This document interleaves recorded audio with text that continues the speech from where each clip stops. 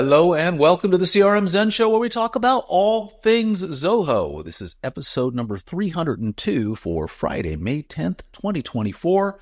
April socials bring me hopefuls. From Zenatta Consulting, I'm Brett Martin. And I'm Tyler Colt, and let's get right on into the show. Yes, Tyler, how has your week been? I'm staying busy, staying very, very busy. It's crazy that it's May already. That seems crazy. You're just flying by. You're just aging day by day towards our inevitable doom. But other than that, great week so far. Looking forward to a weekend. Yeah, it's been good. We're going to have beautiful weather this weekend. You guys getting storms or anything? Or are you finally having a good weekend? It's supposed to just rain all weekend here. Is it really? Uh-huh. Major. It's the winter that never ends here in Colorado this year. It is just stretching. Crazy weather all over the place, you know. Hopefully everybody's in Tennessee and other areas are doing okay. There's been a lot going on. So anyway, before we get to the news, let's get right on into a word from our sponsor, and we'll get to it. This episode of the CRM Zen Show is brought to you by ZPortals. ZPortals is a must-have extension allowing you to effortlessly coordinate with clients and partners. We configure ZPortals all the time for our clients who are looking for the best portal solution. And boy, do we love how easy it is to customize and the flexibility to connect to multiple Zoho apps. So don't wait. Check out ZPortals today and be sure to mention Zenatta to get 10% off your first month.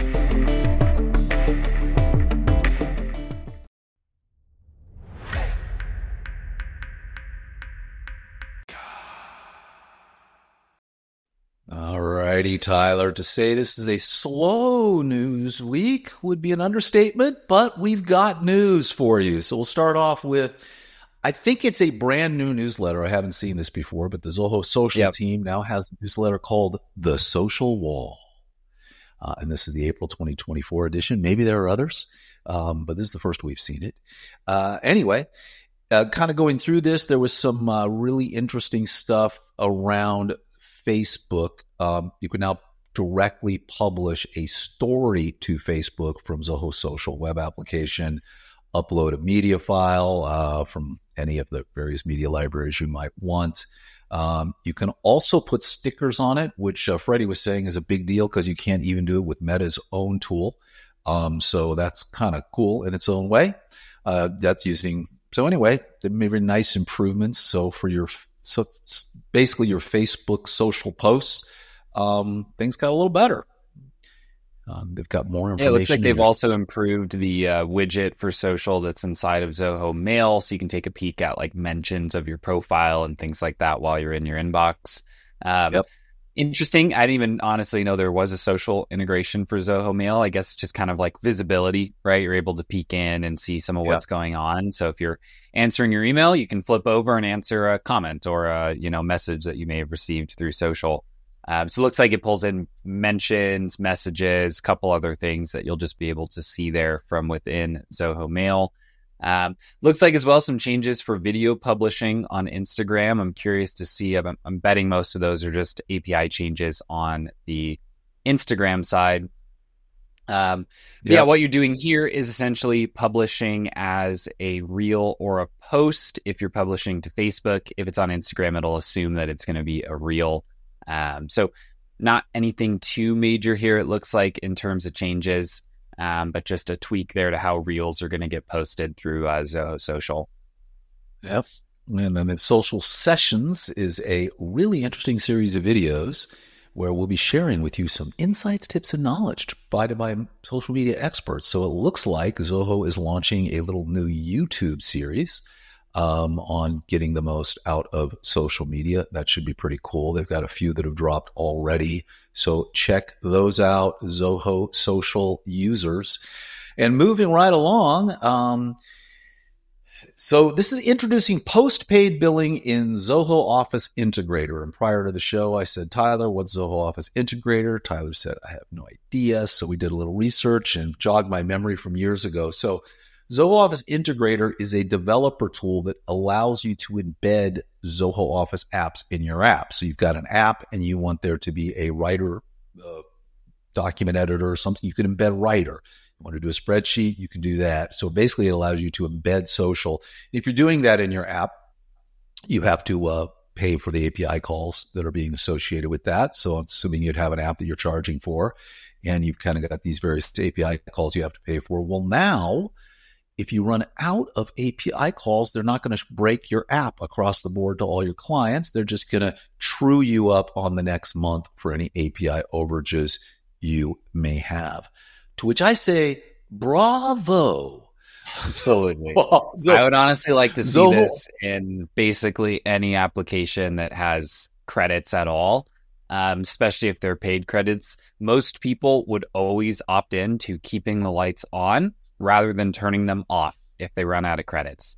Now, the only edge case of this is sometimes credits can go over because you've had an error, right? You've set up a loop in a function, and now all of a sudden it's hammering those API credits. So you will want to figure out like what that maximum is. It looks like here the maximum that you can go over is 2 times the amount allowed in your normal month.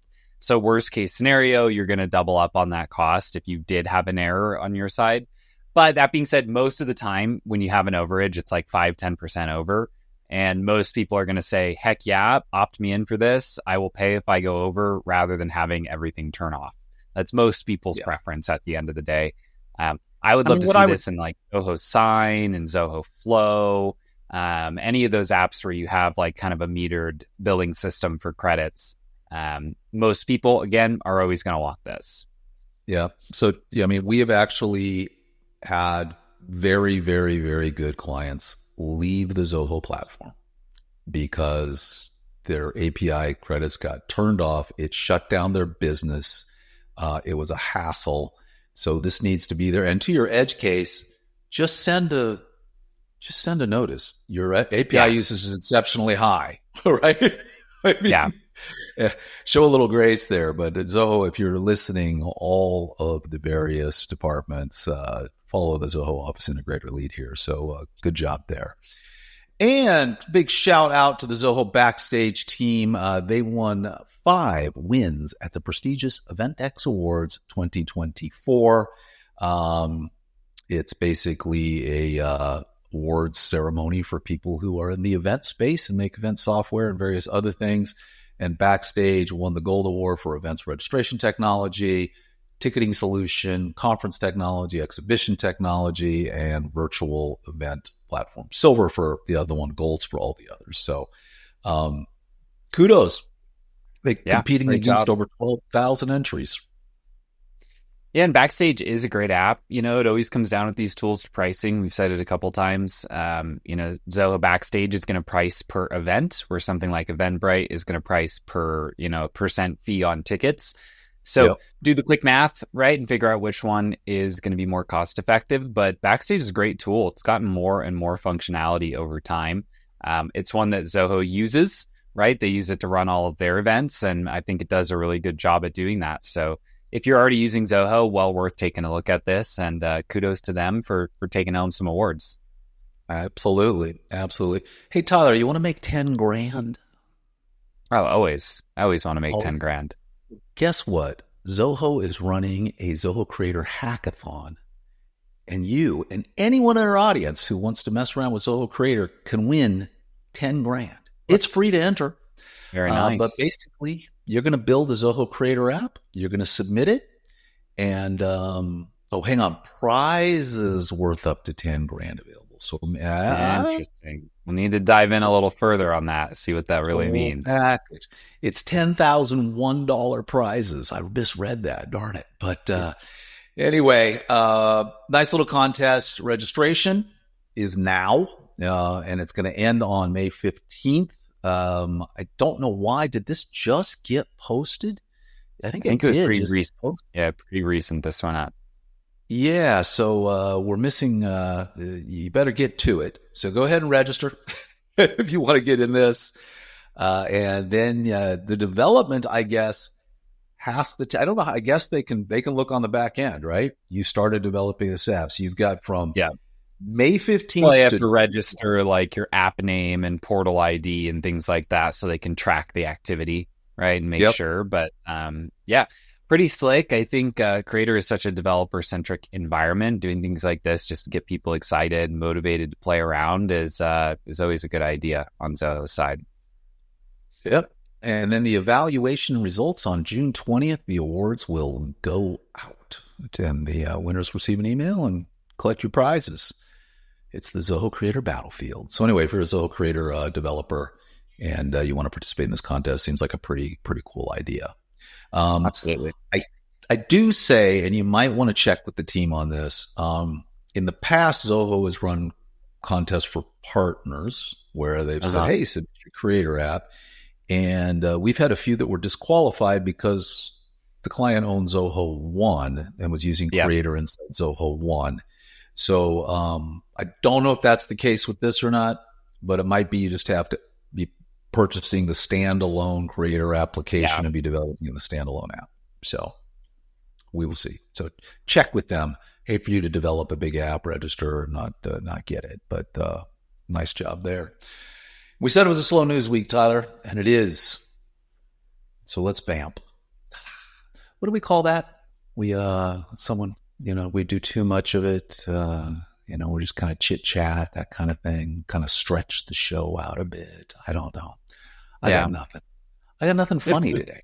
I don't know what to do. None of these stories really tee us up today to be goofy. They're all just pretty much. Tease me up. We don't have any Cobra news. We don't have Cobra news. Didn't get a new car. I don't know. What are we going to do? I guess all we can do is go to the implementation of the week.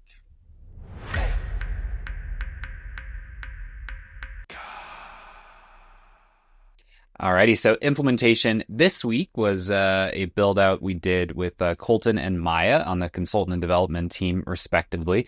So this is a Zoho Forms integration to a Zoho CRM form submissions module, rather than connecting it natively to leads and contacts. Really, the driving force of why we do this, and we do it in a decent percentage of our builds, is that by creating a form submissions module, we essentially allow our client to track many different form submissions by the same lead or contact. In this case, it was kind of a requirement because they wanted to do some marketing attribution and know, like, let's say, what does it look like if we attribute it to the first touch, to the last touch, if we spread it evenly over many different touches. And so the first thing we did is essentially create a form submissions module inside of CRM where all of the different web form submissions are going to route. So that contact us form, it no longer points to leads, it points to form submissions. And each time that a record is created in that module due to a form submission, we go ahead and trigger a custom function that runs a script that will check for contacts and then leads to see if that person already exists. Now, in this case, we're using email address. You could use things like phone number or, other unique identifiers to run that search. So if a contact or lead already exists, then the form submission is just linked directly to that record. So we know that, Brett filled out a form for the second time. If neither of them exist, a contact or a lead, then we go ahead and create a new lead and we link the form submission to that. Last thing we need to do is just set up a quick function so that when a lead converts into a contact, another script will run that will check all the form submission records from that previous lead and connect them directly to the newly created contact, just so that all of that data moves over in the conversion process. So we've done this build a handful of different times with tweaks and adjustments and kind of customizations based on the specific need. But at the end of the day, it's just kind of a great way to track all these various form submissions, especially if the marketing attribution is important, right? Because otherwise, you're basically just going to have that lead source, maybe like the initial UTM data that gets stamped directly onto a lead. In this case, though, you can know the UTM data for every single form submission that has occurred over the history of that prospect. So I don't remember, how's it work if I've got a lead and I go to convert it and it said, the contact already exists, add to that contact. Does it overwrite the initial lead data that you might have? So when you convert, it's a good question. Whenever you convert a lead, it will fill in new data to the contact, but it will not ever overwrite data that's already in the contact. So that original lead source would get stamped. In this case, that would be pretty rare because when you run everything through form submissions, you can essentially eliminate any chance of duplication. because leads and contacts are only created by a script, and that script is always going to check if they exist first. So pretty rare that you'd ever be converting a lead into a contact in this case. They might have some older data, right? If we haven't done a full deduplication yet, that like before this change went live, they had some of that where someone might be a lead and a contact. But yeah, doing it this way essentially eliminates the chance of creating new duplicates going forward, just because, again, we're checking everything on that email address before we ever create or update a lead or contact. Fantastic. Big shout out to Maya, who just joined us last month. And man, did we throw her right into the frying pan with development work. She has risen to the challenge. So nice job, Colton and Maya there. All right. And with that, let's head over to Zenatta and see let's do our code share of the week. Sometimes I get confused, Tyler. I don't know why. I've only done this show 302 times, and I just can't remember the order. Hey, I'll tell you, whenever I host, if you're out of town, I have to have the show order in a little note to the side. Because of my goldfish memory, I never remember what is coming next, even though we've done this, like you said, about 300 times. I used to have it up. I should bring I've got a sticky note. I should bring it up and see what the old order was, because we rearranged it quite a bit over time. Anyway, If you don't know, Club Zenatta is our online community where you can talk to other like-minded Zoho people, ask questions, get answers, pose questions to us. But we also keep in there the code share of the week, which is every single week we drop in some usually Deluge code, sometimes other code that might be helpful to you as you're trying to build out something in Zoho. This is one we've done a lot. You've got a Word doc or a docx doc or a PDF, which is kind of a big one in this. And you basically can use this code to split that PDF up. So an example you were giving earlier, Tyler, is we had a client that had a long PDF, and the first 3 pages needed to go to one department and the next 4 pages needed to go to another department. So basically when the person filled it out, it was generated as one big file. And this is a way to kind of break that up and save it as separate documents.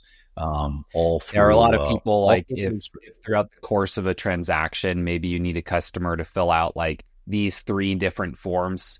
Some clients will say, hey, let's just make one master form, put it all in one signed document, and then split it up later. Right? Just so the customer doesn't get like 3 sign requests. They just get one document that they can go through.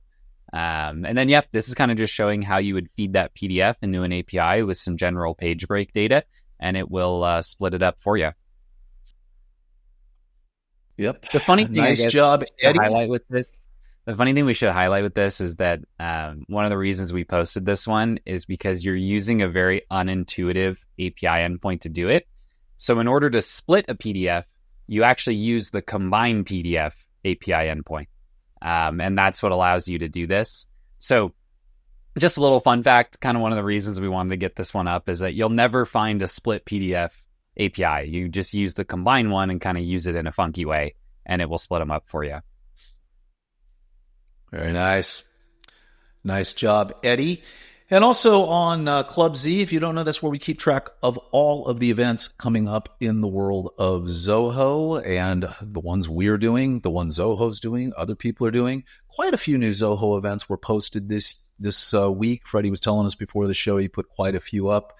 So head over to Club Zenatta, click on events, and see if there isn't one here that doesn't grab you.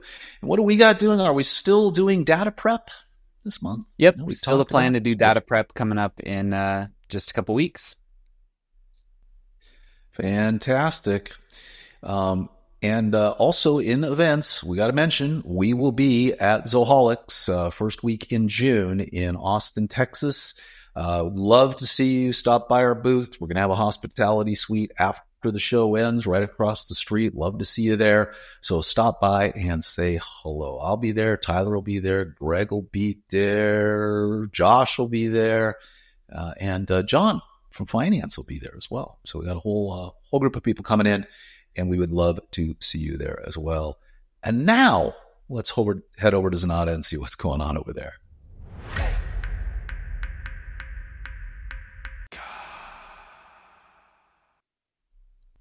Well, Tyler, 4 years ago, I think I wrote an article called The Top 14 extensions and apps that you want for Zoho, and it's been our #1 article ever since. We've refreshed it. We've changed it. I think you're going to dethrone me with your top 10 marketplace plugins for Zoho CRM. I think this is going to take it over. This is basically, you did a video, I don't know, a month or so ago around the top 10 marketplace plugins. It was highly popular, so we kind of broke it down into an article as well. So you can kind of go through each one of these, and we've got videos on each one of the various products. You can kind of check that out as well. All of these, email check is just a great one. We use that a lot, which that's from CRM Oz. By the way, they happen to be a Zoho developer over in Ukraine. So if you need an email checker, support these guys. And that one basically just checks your emails for all your contacts and your leads and goes, it's a real email, it's valid. You can run things through like Hunter.io and ClearOut.io and all of those for big lists, and you can do that independently, but this is a super, super nice application. Also, I'll give a shout out to the Wes from Blue Root. Absolutely great application. You don't want to deluge. You want to build some simple applications. That is really, really worth checking out. And Mapsly, I know that's always one of your favorites across the board. And so it's a great tool for territory management. Yeah, had to throw in Phone Burner. It's very expensive, but if you are doing a lot of outbound, it is worth it. So I thought I would put that one in there as well. It's one of my favorites. Yeah, great application. All right, let's head on over to our tip of the week.